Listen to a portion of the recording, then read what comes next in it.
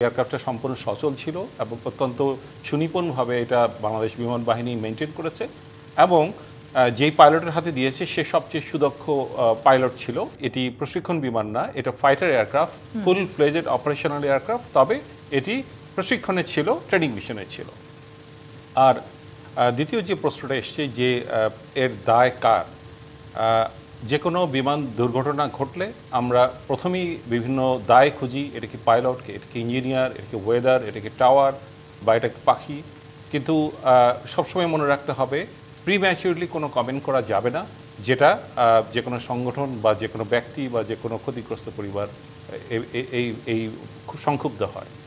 আমি একজন বৈমানিক হিসাবে আমি যেটুকু মনে করি যে যখন এয়ারক্রাফটটাকে দেওয়া হয় সেই এয়ারক্রাফটটা সম্পূর্ণ সচল ছিল এবং অত্যন্ত সুনিপুণভাবে এটা বাংলাদেশ বিমান বাহিনী মেনটেন করেছে এবং যেই পাইলটের হাতে দিয়েছে সে সবচেয়ে সুদক্ষ পাইলট ছিল।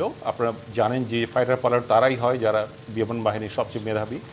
তো তারা চেক করি বিমানটা নিয়ে আকাশে উঠেছিল। কিন্তু যেটা হয় যে একটা বিমানের যেটা ফাইটার এয়ারক্রাফটের ক্ষেত্রে যেটা হয়, উড্ডয়নের পরে বিভিন্ন ধরনের সমস্যা দেখা দিতে পারে। এটা হাইড্রোলিক হতে পারে, ইলেকট্রিক্যাল হতে পারে, অ্যাভিনিক্সের হতে পারে, ইলেকট্রিক্যাল হতে পারে এবং সর্বশেষে ইঞ্জিন ফেইল করতে পারে। তো ইঞ্জিন ফেইলের, এটা তো single engine aircraft, so engine fail করলে এটা জাস্ট স্টোনের মতো পড়ে যায়। সো আমি আসার আগেই আমি ভিডিওতে একটা দেখছিলাম যে এয়ারক্রাফটটা স্টোনের মতো জাস্ট স্টোনের মতো পড়ে যাচ্ছে, তাতে মনে হয় যে হয়তো ইঞ্জিন ফেল করেছে।